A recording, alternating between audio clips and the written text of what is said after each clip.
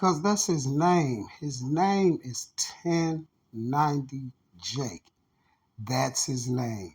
You see, first thing I want to say is I need you to hit that subscribe button. You see, because you're going to hit the like anyway. You know what I'm saying? Especially if you're a sub of me, because you know what I do on here. You know I come on here and I speaks the truth every time I step on the tube. Hey y'all, we got 1090 Jake out here acting like Mr. Martell Wiley, man. You know, Snitches News. We got 1090 Jake out here.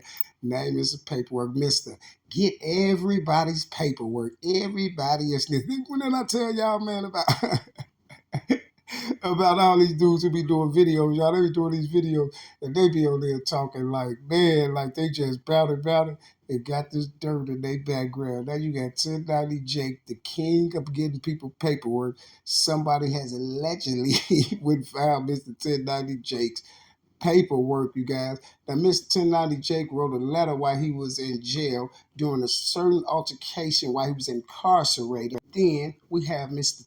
1090 Jake that comes back and gives his response on these alleged snitching allegations, you see. But for what I'm seeing, Mr. 1090 Jake is looking kind of shaky for you, brother. You see, because Mr. 1090 Jake, and the reason why I say this, because you was all on there with the end of the sentence and all this talking about all of these events that took place while you was incarcerated and within jail and all that. And the way you was explaining it, I would think that you was the man, you know, some type of big Aryan Nation dude or something like that, because the way you was giving us the information, we thinking like, okay, Mr.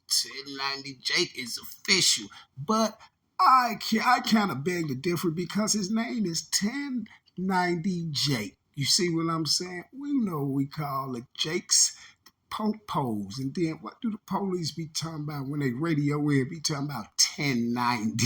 You see what I'm saying? But enough of that talking, y'all. Let's see what Mr. 1090 Jake did. Let's read his paperwork, you guys. And then let's check out Mr. 1090 Jake's response. And then, you know, after that, I'll get my response and I'll get my response after that, you guys. And we ain't gonna do nothing but use our common sense, you guys. Now, this is one of these videos we got to use our common sense on. Now, let's do it. Claimed that around 6 a.m. he observed inmates Cherry and Hoyer. Officer would claim that around 6 a.m. he observed inmates Cherry and Hoyer fighting.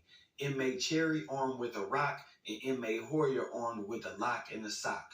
The officer would claim he ordered both inmates to stop and that both complied. A simple fighting ticket, basically. 1090 Jake will go on to claim that the contents of this ticket were not true. He would state that the Blood Brothers told him not to fight back and to lay down and just bleed, so that when the officers came, he would look like the victim and not have to move out of the door. On February 4th, 2014, a handwritten inmate grievance was filed by inmate Jacob Cherry, Department of Corrections number C07652. The grievance would tell 1090 Jake's version of the story to the warden of the prison, and this is what it said. On January 16th, 2014, I was sitting on my bunk when inmate Jimmy Horry, K08763, hit me with a rock and sock on my head. This was during morning shift change. The officer came in and cuffed him, then checked all the inmates and found Mark Cherry was also assaulted. More staff came and then cuffed me, Mark Cherry, and Jerry Lewis. We were all taken to the back room of B dorm. Inmates Horry and Lewis were said to be the assaulters, and me and Mark Cherry the victims. I then witnessed Sergeant Martin start. They in the that help me please. So you agree that was you who wrote the whole thing I wrote, bro. I'm writing to the warden. Like, look, this is the situation I'm in. You gotta make it sound some type of something. Nah, What it would be like, hey, warden, I'm big gangster, but let me out of confinement. You did, so you basically saying that grievance, or you know what I'm saying, the statement that people seeing is not no for or no fake. No, I wrote that. So you definitely wrote it. They were like, oh, it says Mark Cherry. Nah, Mark Cherry is somebody else. That was the Zoe that got hit in the back of his head. So they're gonna be on you. They're gonna be like, so I thought, you know what I'm saying, I thought niggas ain't supposed to write nothing. You supposed to not talk to the police and say. So like, how do you answer to the people who gonna say that? This is the grievance. The grievance goes to the warden and then goes to classification. So this is how you get out of confinement. You know, like the grievance that you wrote out or whatever, you had the right to get out of confinement. Like that's like a mandatory thing, or you just working your move or something. I'm gonna be honest with you. Nobody really gets out of confinement. If you get a DR, pretty much not gonna get out of it. Another question they're gonna be on. So like, did you have to write that grievance out, or like that was something it came to you with? Like, how did the grievance even? How did you know what I'm saying? Because some niggas right now they saying it's not. I requested the grievance. So you did request? I requested. Yeah. So normally, if you request a grievance, you pretty much signing up to go to war with the police. Yeah. Because they know you're gonna be complaining about something they did. So when you go for a grievance, you're signing up to go at it with the police. That's really who I went through it with. So that's You don't feel like that was snitching though, like even writing that statement out, like you don't feel like damn, I shouldn't have did that one? Nah, because it had no effect on nobody. Okay, Mr. Jake, let's break this down. You said because it didn't have no effect on nobody, right? But the purpose of you writing a grievance was for it to have effect on the guy that you said his name in there, right? And then you wanted the warden to let you out of segregation and keep dude in segregation because you basically told the warden, I didn't do it. He did it. They was the assaulters and we wasn't fighting and none of that. This is what you told him. So your whole purpose was for it to have effect on someone, the guy that you said his name, right? And let me tell you another thing that you try to get super slick with. And for those who haven't been to jail and don't understand the jail talk that Mr. 1090 Jake is trying to say, now you do write a grievance and it goes to the grievance committee and they looks at the grievance and they figure out what they're going to do if they're going to reverse the agreement or the grievance or keep it the same way. But very seldom is you're going to see out of every 100 times that someone requests a grievance, requesting a grievance is for mainly is for you had bad interactions with the police. It's for the correctional officer. This is like a write-up for them. This is what grievances is. You can put in a grievance for other things like to get if something broke in your room, like your toilet broke or anything, your door locks ain't locking all the way right. You can put in a grievance to get that. You can put in a grievance to see a counselor. You can put in a grievance to do all of that. But what 1090 Jake did was put in a grievance to the warden. See, that's what his grievance was for. And he wanted the grievance to go to the warden. And it went to the warden. The warden read over and the warden made his decision that he wasn't paying that grievance no attention. And Mr. 1090 Jake, better known as Mr. Cherry, was going to remain in confinement till he get through with the time that he got in confinement. You see, they probably gave him 60 days, 30 days, 2 weeks, whatever it was, after he filed the grievance to the warden. Basically, they said in the grievance, the warden said he wasn't doing that, so 1090 Jake had to remain in segregation.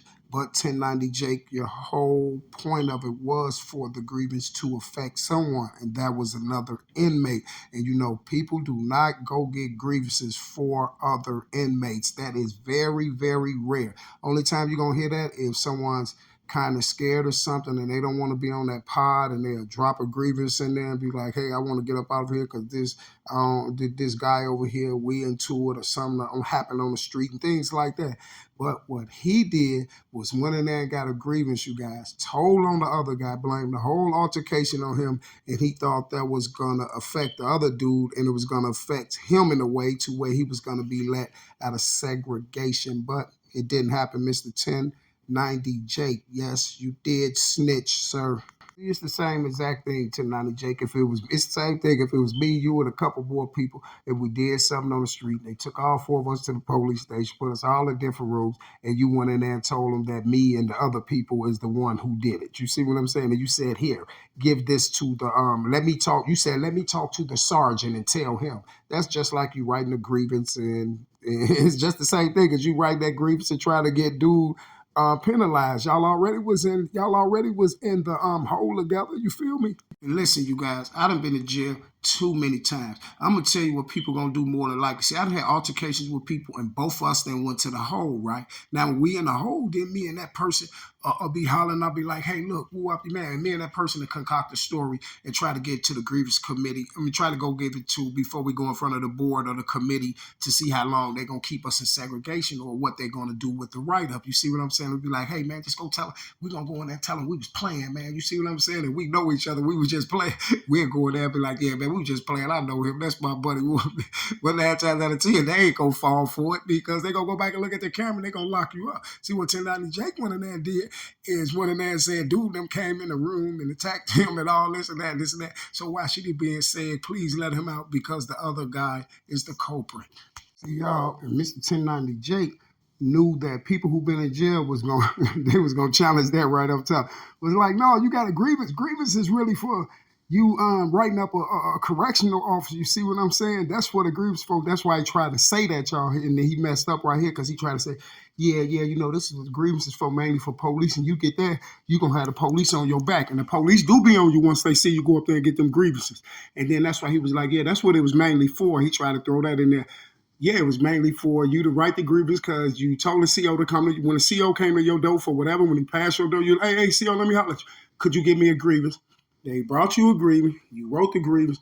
You didn't drop yours in the grievance committee box. You gave it to the officer, and he didn't even. And his grievance wasn't for the committee to see because he said it on there. He wrote his grievance directly to the warden. You see what I'm saying? His grievance went directly to the ward, y'all. They didn't go to no committee. But see, you write a grievance, it goes through the committee and all that stuff like that. But he wrote a grievance to the warden. You see what I'm saying? And anybody who write grievance and be to the warden be about misconduct of correctional officers. And you can't sit in there 1090 Jake and say, yeah, I was in there, I was cool after that. Didn't nobody say I was a snitch? You know, didn't nobody say, you know this just like I know it. No one seen the grievance, you see, because you got to get that grievance right there. Don't go through no other inmate's hand. That grievance either go to the officer or you drop it in the little box, the little grievance box up there. Or go to the officer. You can drop it in the mailbox, and then when they come get it, it's a grievance, and they already know where it go to. It go to the grievance committee. You see what I'm saying? So I want everybody who don't know about grievance just know that once he dropped the grievance or he gave the grievance to the officer, either you're gonna drop it in the box, or if he gave it to the officer to give to the officer ain't gonna do nothing but drop it in the box. You see what I'm saying? That's that. Ain't no inmates gonna see the grievance and none of that. The people who got the grievance on 1090 Jake was probably the person or somebody that was in jail, or either the persons that he got into it with, one of those people like that.